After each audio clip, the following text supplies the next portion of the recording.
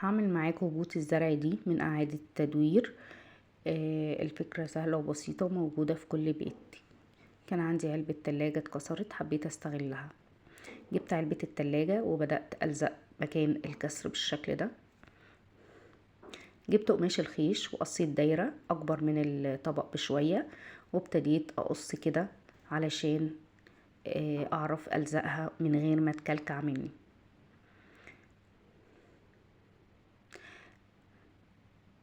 هلزق بقى الخيش جوه الطبق وهثبت كويس القاعدة الاول، وبعد كده هثبت الجناب. سامحوني الجزء ده ما تصورش، مش عارفة ليه. هلزق الجناب الاول كويس، وبعدين هبتدي الجزء الخارجي ده هلزقه لبره بالشكل ده. وما تقلقوش خالص من الشمع، انا بستخدم شمع مستورد مستحيل يفك. لما نستخدم خامات نضيفة علشان الشغل بتاعنا يبقى مميز ويبقى خاماته كويسة.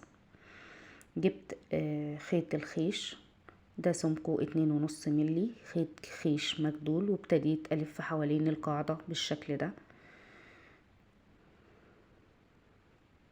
هلف القاعدة وهحط شمع مع كل لفة. اخلص القاعدة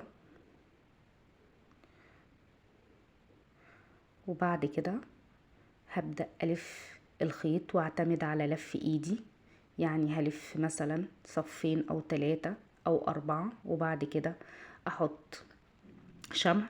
مش لازم خالص احط شمع كل صف، انا بلف شوية وبعد كده احط شمع اهو. في التصوير انا حبيت ابينها لكم، بلف كده الاول وبعد كده صف كده بثبته بشمع، مش لازم خالص احط شمع في كل صف.